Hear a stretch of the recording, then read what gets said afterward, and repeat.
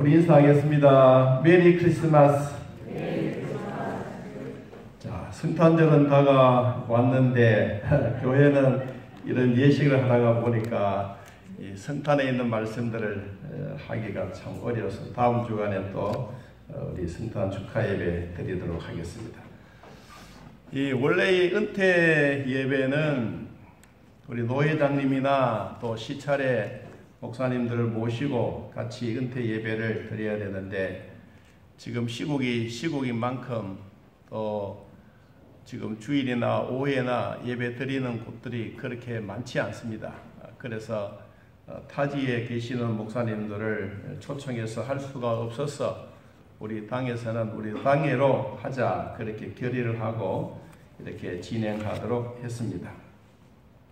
자, 오늘은 풍성한 은혜와 넘치는 감사라고 하는 제목으로 함께 말씀을 나누도록 하겠습니다. 이 디모데 전서 후서는 바울이 디모데라고 하는 청년에게 편지를 보낸 내용입니다. 이 청년은 디모데이지만은 젊은 목사입니다. 그래서 교회의 목회 사역을 감당하고 있는 디모데에게 바울은 편지를 보내면서 자기가 살아온 삶에 대한 내용들을 쭉 이야기하고 예수 그리스도를 만난 후 30년이 지난 후에 자기가 이 편지를 자기 제자와 같은 디모데에게 편지를 보내고 있는 내용이 오늘 본문에 기록되어져 있습니다. 바울은 감사와 감격이 넘치는 삶을 살았습니다. 빌립보서 4장 12절 이하에 보니까 그는 비천에 처할 줄도 알고 풍부에 처할 줄도 아는 그의 삶은 배부른 삶이 아니라 영적으로 하나님과 함께 동행한 삶이었습니다. 오늘날 우리 모두에게 직분자가 된 우리들도 이와 같은 자세로 살면 또 하나님은 반드시 남아있는 여생도 하나님은 복을 주실 줄로 믿습니다. 바울이 감사하고 넘치는 삶을 살았던 세 가지의 이유를 같이 나누도록 하겠습니다. 첫째, 우리 15절에 있는 말씀을 같이 한번 읽어보겠습니다. 15절, 미쁘다 모든 사람이 받을 만한 이 말이여, 그리스도 예수께서 죄인을 구원하시려고 세상에 임하셨다 하였도다. 죄인 중에 내가 괴순이라고 말했습니다. 바울은 자기 스스로 믿음 생활하면서 믿음이 우리에게 주셨던 감사의 풍성한 것이 뭐냐? 그는 구원의 은혜를 기억하며 살아갔습니다. 자기가 죄인으로 왔던, 자기가 살았던 삶에 대한 예수를 만나기 전에는 자기가 최고였습니다. 얼마나 최고였느냐 하면 여러분 성경에 보니까 바울이 자기가 살아왔던 삶에 대해서 이렇게 표현을 했습니다. 그럼 빌립보 3장을 우리 한번 찾아서 같이 한번 보면 바울은 정말로 대단한 사람입니다.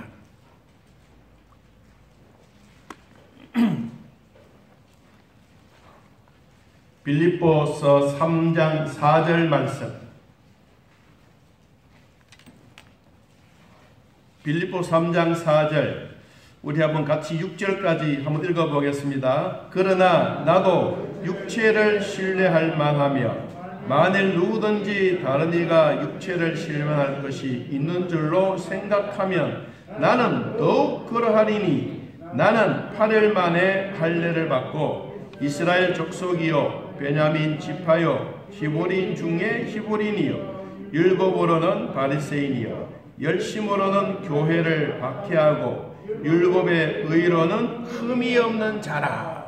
예수를 만나기 전에 자기 삶에 대한 부분들을 소개를 했는데 나는 5절에 8일 만에 할례를 받고 이스라엘 중에 이스라엘이고 베냐민 지파고 그리고 학문으로도 아주 높은 박사학위가 몇 개가 되고 나는 열심히 있는 사람이고 그 중에 어떤 열심이 있었느냐? 그는 6절에 그랬습니다. 교회를 박해하는데 아주 열심쟁이였다 그랬습니다. 교회를 박해하고 핍박하고 교회 지도자들을 욕하고 때리고 감옥에 가두고 사건 없고 흠이 없는 자들을 불러다가 흠있게 만들어서 감옥에 처였는 이런 사울이었을 때 자기의 삶에 대한 고백을 하고 있습니다. 그러고 난 다음에 자신이 예수 그리스도를 만나보니까 자기가 가지고 있는 그 전에 서울대학이든 학력이든 가문이든 모든 내용들을 돌아보니 예수님께 비해서는 정말로 자기는 똥보다도 못하다. 그래서 자신이 너무 비천하고 자기가 배설물로 여길 만큼 우리 예수 그리스도는 정말로 존귀하신 분이다라고 그는 그렇게 고백을 하고 있습니다. 언제 그랬습니까? 그는 하나님을 만나고 난 다음에, 하나님 만나기 전에는 자기가 갖고 있는 학력, 자기의 학문, 자기의 지식, 자기의 주어진 권세, 자기의 가문, 모든 것이 대단했습니다.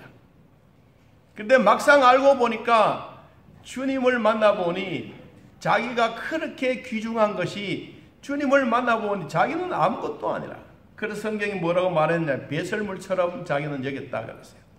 여러분, 오늘날 우리가 은퇴하신 분들이나 우리 모든 성도들의 믿음의 고백이 바울이 고백한 것처럼 내가 지났던 삶에 대한 이 부분들은 다 버리고 오로지 예수 그리스도를 나의 구주로 고백하는 축복이 있기를 바랍니다. 바울은 하나님이 직접 부르셨습니다.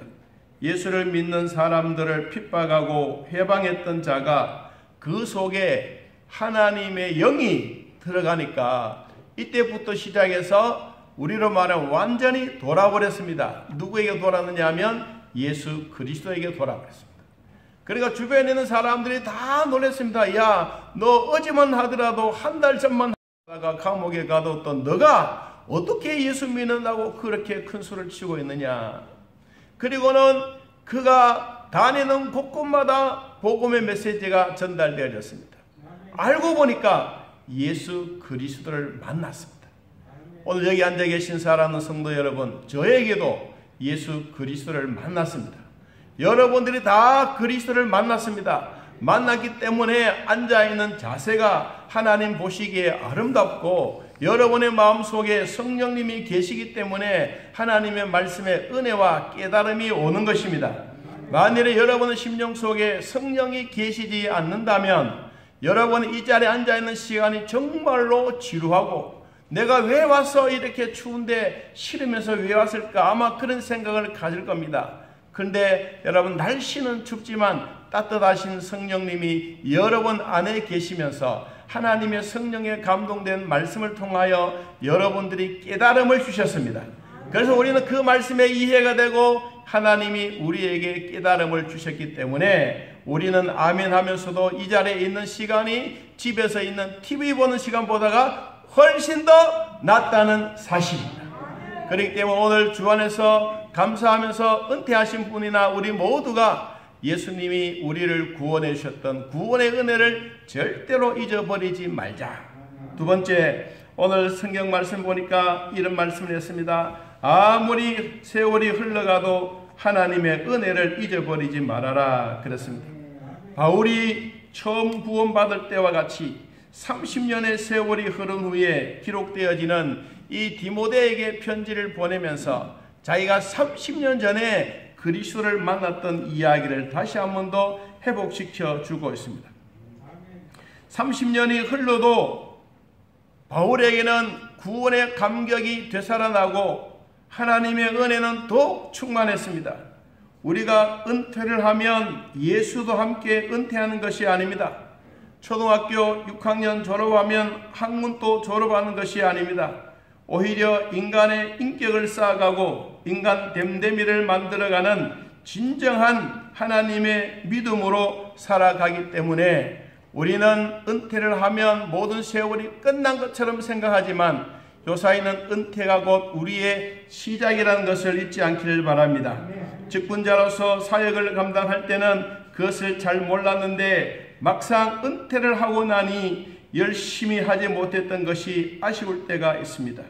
은퇴하고 믿음이 철들지 말고 믿음 있고 건강할 때 여러분 철들어서 하나님의 일에 종사하고 하나님의 일에 봉사하기를 진심으로 축복합니다. 여러분 우리가 건강하다고 하는 것은 하나님이 우리에게 지금까지도 사명을 주셨기 때문입니다. 세월이 지나가면 하나님의 구원의 은혜를 잊어버릴 때가 많습니다. 천당 가는 것은 목사의 직분 가지고 가는 것도 아닙니다. 장로의 직분 가지고 가는 것도 아닙니다. 장리집사나 권사의 직분 가지고 가는 것이 아닙니다. 우리가 천당 가는 것은 예수님을 나의 구주로 믿고 가는 이것입니다. 이 천당 가는 것은 절대로 평등하지 구별되게 만들거나 어떤 격차를 주었거나 어떤 자격 조건을 주지 않았습니다. 여러분 그렇기 때문에 이 땅에 있는 동안 하나님이 나에게 주셨던 직분, 은사, 달란트 잘 활용하여 여러분 배를 남기고 마지막 우리의 인생 주님 앞에 갔을 때 정말로 칭찬 듣고 하나님께 영광 돌리기를 진심으로 기도합니다. 우리가 직분과 함께 건강하게 일할 수 있을 때 열심히 하시길 바랍니다. 신명기 8장 11절 말씀 보니까 내가 오늘 내게 명하는 여호와의 명령과 법도와 규례를 지키지 아니하고 내 하나님 여호와를 잊어버리지 않도록 삼갈지니라. 여러분 하나님의 은혜를 잊지 않기를 바랍니다. 꼭 우리가 질병에서 구원받고 암덩어리에서 해방받는다고 그것만이 하나님의 은혜가 아닙니다. 한번 따라 봅시다. 우리는 매일매일 하나님의 은혜로 살아갑니다. 할렐루야. 여러분 우리는 질병에서 해방받는 것도 귀하지만 건강하게 사시는 게 훨씬 더 축복입니다. 하나님이 여러분들에게 주셨던 귀한 물질 여러분이 건강할 때 잘 관리하기를 진심으로 축복합니다. 바울이 30년 지난 후에 하나님의 은혜와 구원에 대한 감격과 감동을 잊지 않았습니다. 십자가의 은혜가 희미해지고 땅의 것 때문에 하나님의 은혜가 망각해진다면 영적인 병이 우리에게 찾아오게 되는 것입니다. 여러분 건강할 때는 잘 모릅니다. 그런데 건강을 잃고 나면 건강이 중요합니다. 손가락 하나 다치고 나면 별것 아닌 것 같지만 막상 아파보면 내 몸 일부분이지만은 이 일부분이 아니라 전체가 아픈 것입니다. 특별히 여러분 이빨 아파보면 알지 않습니까? 뭐 그렇지 않은 분도 계시겠지만 이빨 아프면 온몸이 쑤시고 아프고 소름이 돋고 여러분 너무너무 힘든 것처럼 우리의 믿음에도 병들기 전에 여러분 믿음 생활 잘하다가 마지막 주님이 오라고 하는 그 순간까지 믿음의 최후의 일과까지 살아가기를 진심으로 축복합니다. 세 번째 바울은 자기에게 주어진 직분에 대해서 감사했습니다. 여러분 우리 12절 말씀을 같이 한번 읽어보겠습니다. 12절 같이 한번 읽어봅니다. 시작. 나를 능하게 하신 나를 충성되이 여겨 내게 직분을 맡기심이니 직분을 그냥 가져가라는 말이 아니에요. 직분을 하나님이 주시면서 하나님이 맡겨주셨어요. 선물은 그냥 얻는 것이 아니라 선물은 주신 거예요. 누가 주시는 거예요? 하나님이 주신 거예요. 여기 맡긴다라고 하는 것은 하나님이 우리에게 던져주신 거예요. 여러분은 그 직분을 받아서 이 땅에 있는 동안에 살아가는 것입니다. 오늘 장로님이 기도하셨던 것처럼 하나님이 주셨던 직분은 천사도 흠모하는 사도의 직분을 받았습니다. 자기가 잘나서 똑똑해서가 아니라 오직 주께 충성되이 여겼기 때문이라고 말했습니다. 바울은 구원만이 은혜를 받는 것이 아니라 직분자 된 것 또한 측량할 수 없는 하나님의 은혜의 결과인 것을 깨닫고 그는 자기의 일에 최선을 다했습니다. 얼마나 최선을 다했느냐? 디모데후서 4장을 한번 펴서 여러분 뒷부분에 이 바울이 자기의 삶에 대해서 마지막으로 이렇게 그는 하나님 앞에 신앙 고백하면서 살아갑니다.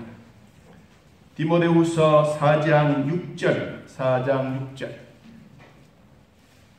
자, 한번 읽어봅시다. 전제와 같이 내가 벌써 부어지고 나의 떠날 시각이 가까웠도다. 나는 선한 싸움을 싸우고 나의 달려갈 길을 마치고 믿음을 지켰으니 이제 후로는 나를 위하여 의의 면류관이 예비되었으므로 주 곧 의로우신 재판장이 그날에 내게 주실 것이며 내게만 아니라 주의 나타나심을 사모하는 모든 자에게니라. 아멘.